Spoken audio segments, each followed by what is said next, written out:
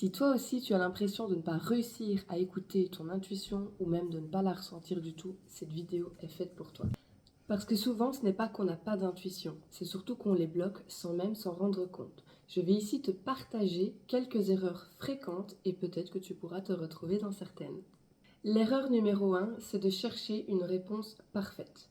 La première erreur, c'est de vouloir une réponse claire, nette, précise et parfaite. En fait, on ne veut pas de doute parce qu'on veut être sûr, on veut zéro doute, alors qu'en fait, l'intuition, ça ne marche pas comme ça. L'intuition est souvent subtile, douce. Et souvent, c'est un ressenti, une sensation qu'on va ressentir, mais ce ne sera jamais une certitude. Et du coup, si tu attends une preuve de ce que ton intuition te dit, de tes sensations et de tes ressentis, tu risques de passer à côté. La deuxième erreur qui bloque ton intuition, c'est de trop réfléchir. Tu ressens quelque chose, tu as des sensations, tu as des ressentis, ils peuvent être positifs, ils peuvent être négatifs. Et en fait, ton mental directement, il arrive et il cherche à analyser. Et il va aussi te faire douter pour te remettre en question. Et là, ton mental, il te coupe entièrement de ton intuition. Tu forces, tu réfléchis, tu analyses tout et ça coupe complètement ton ressenti. D'ailleurs, comment reconnaître une intuition et son mental? Souvent, ton mental, il va y aller fort. Il va chercher à tout analyser, il va souvent aussi paniquer. Alors que ton intuition, elle va être calme, elle va être posée. Imaginons que pour te rendre au boulot ou à la salle de sport, par exemple, tu prennes toujours le même chemin. Et un matin, tu as une phrase dans ta tête, tu as une sensation qui te dit de ne pas prendre ce chemin et de prendre un autre chemin. Cela peut éviter soit un embouteillage dans le meilleur des cas ou un accident. Que se passerait-il si tu essayais de forcer ton intuition à comprendre pourquoi spécifiquement aujourd'hui tu as la sensation de devoir prendre un autre chemin? Si tu cherches à comprendre mais que tu n'as pas de preuves, tu risques de prendre le chemin habituel en te disant mais enfin je ne comprends pas pourquoi je devrais prendre un autre chemin. Et tu risques soit d'être dans un embouteillage ou d'être bloqué dans un accident ou si pas, dans le pire des cas, être dans l'accident lui-même. D'où l'importance d'écouter ces sensations. Imaginons aussi que tu rencontres une personne.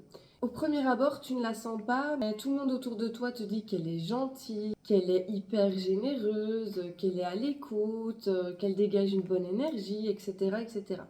Mais toi, comme tu ne la sens pas, mais que tout le monde te dit l'inverse, tu vas commencer à analyser et tu vas te dire mais je ne comprends pas pourquoi cette personne-là spécifiquement, je ne la sens pas. Tu n'auras pas de preuves directes de tes ressentis, mais les preuves pourraient arriver bien après. Soit, effectivement, tu écoutes ton intuition et tu te dis non, moi je ne la sens pas, je ne vais pas trop me familiariser avec cette personne. Ou alors tu n'écoutes pas du tout tes ressentis, tu fonces, tu crées une relation avec cette personne, ça peut être en amitié, en amour ou autre.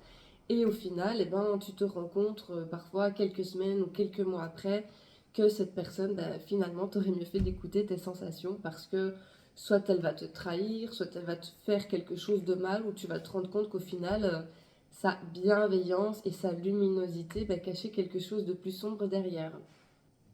L'erreur numéro 3 qui bloque ton intuition, évidemment, ça va être de ne pas se faire confiance. Ça, c'est vraiment l'erreur la plus fréquente. Et cette erreur, elle arrive quand tu ressens quelque chose, tu as des sensations, mais que tu te dis non, ça ne peut pas être, je me trompe sûrement. Et ce qui se passe, c'est que en ne te faisant pas confiance, en te disant constamment que tu te trompes certainement, tu coupes peu à peu le lien avec toi-même et donc avec tes sensations, avec tes ressentis et évidemment avec ton intuition. Alors qu'en fait, ton intuition, elle n'a vraiment pas besoin d'être parfaite. Elle a juste besoin d'être douce et d'être écoutée. L'erreur numéro 4 aussi qui peut bloquer ton intuition, c'est d'être coupé de soi.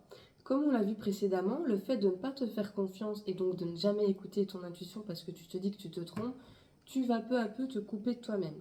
Cette période-là arrive aussi quand tu es en dépression, en burn-out, quand tu es trop stressé, quand tu es dans l'angoisse, que tu as besoin de tout contrôler. L'intuition, en fait, ne se contrôle pas.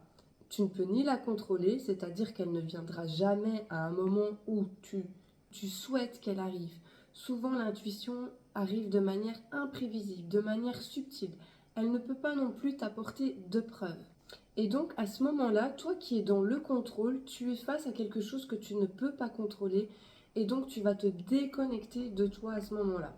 Évidemment, dans les périodes de stress, de déprime, de fatigue, c'est beaucoup plus difficile de ressentir les choses parce que ton taux vibratoire évidemment va diminuer et donc ta sensibilité à quelque chose de plus grand, de plus subtil va évidemment être coupée. En fait, c'est surtout un mécanisme pour te protéger et pour te permettre aussi de te recharger les batteries. L'erreur numéro 5 qui peut bloquer ton intuition, c'est de vouloir aller trop vite. Quand on veut tout de suite, quand on veut des réponses claires, nettes, tout de suite, quand on le demande, bien souvent, en fait, on se déconnecte de notre intuition et on rentre du coup dans le mental.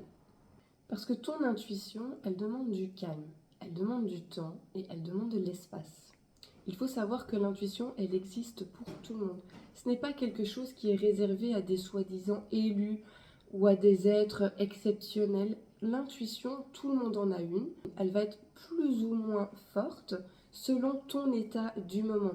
Peut-être qu'à des périodes de ta vie, tu vas avoir une intuition qui sera beaucoup plus forte parce que tu seras aligné avec toi-même, tu seras ouverte et du coup, tu vas te faire confiance par rapport à tes ressentis. Il se peut que tu vives ensuite des événements qui peuvent t'éteindre un petit peu, la surcharge au travail par exemple, ou même dans la vie personnelle, le fait de te sentir fatigué, le fait d'être malade, le fait d'être en dépression ou de vivre un choc émotionnel qui provoque des traumas chez toi et donc des angoisses. Pendant ces périodes-là, ton intuition va se couper pour te protéger. Ce n'est pas contre toi qu'elle fait ça, c'est surtout pour pas que tu paniques encore plus et pour pas te fatiguer davantage parce que de toute façon, tu ne seras pas en état d'écouter cette intuition. Tu seras surtout dans ton mental, tu vas chercher à contrôler, à analyser et avoir des réponses claires. Donc garde toujours ça en tête, ton intuition est déjà là, elle va fluctuer avec le temps. Elle n'a pas disparu, c'est juste que par moments, elle peut aussi être étouffée soit par le bruit extérieur ou le bruit qu'il y a à l'intérieur de toi.